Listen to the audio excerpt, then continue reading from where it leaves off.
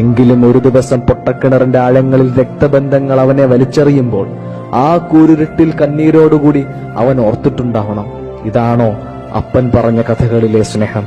ഇല്ല, ഇതല്ല. വീണ്ടും കഷ്ടത ഒരു കൂട്ടുകാരനെ പോലെ ജോസഫിനൊപ്പം കൂടുകയാണ്. ഈജിപ്തിലെ അടിമച്ചന്തയിൽ പൊള്ളുന്ന സൂര്യന് താഴെ ബന്ധിക്കപ്പെട്ട് വാടിത്താർന്നു നിൽക്കുമ്പോഴും അവൻ മിഴിനീരോടുകൂടെ ഓർത്തിട്ടുണ്ടാവണം, ഇതാണോ സ്നേഹം? അല്ല, ഇതല്ല. അപ്പൻ പറഞ്ഞ കഥകളിലൊക്കെ അരികിൽ അണഞ്ഞു സ്നേഹിക്കുന്ന ഒരു ദൈവമുണ്ടായിരുന്നു. ഇന്ന് ചുറ്റിലും തിരിഞ്ഞു നോക്കുമ്പോൾ ആ ദൈവത്തെ അരികിൽ പോയിട്ട് അകലങ്ങളിൽ പോലും കാണുന്നില്ലല്ലോ. അവിടെയും തീരുന്നതല്ലായിരുന്നു അവന്റെ നൊമ്പരങ്ങൾ.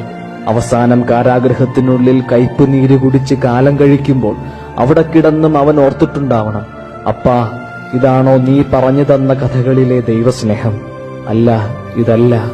പക്ഷേ ഏറ്റവും ഒടുവിലൊരു കൊട്ടാരത്തിന്റെ മട്ടുപ്പാവിൽ കടന്നു ചെന്ന് അവൻ കരങ്ങളുയർത്തുമ്പോൾ താഴെ ഒരു രാജ്യം മുഴുവൻ അവനെ മുട്ടുമടക്കി കുമ്പിട്ടു നിൽക്കുന്ന നേരം അവൻ ഓർത്തു, അതെ, ഇത് തന്നെയാണ് സ്നേഹം. പൊട്ടക്കിണറിൽ പതറാതെ, അടിമച്ചന്തയിൽ ഉലയാതെ, കാരാഗൃഹത്തിൽ കാലിടറാതെ, ഞാനറിയാതെ എന്നെ പൊതിഞ്ഞു പിടിച്ച സ്നേഹം. പ്രിയ ചങ്ങാതി, നിന്റെ കണ്ണീരിടങ്ങളിലെല്ലാം ഒരു ദൈവം നീ അറിയാതെ നിന്നെ പൊതിഞ്ഞു പിടിക്കുന്നുണ്ടായിരുന്നു. ഒരിക്കൽ നീ അത് തിരിച്ചറിയും, ഉറപ്പാണ്. ദൈവം അനുഗ്രഹിക്കട്ടെ.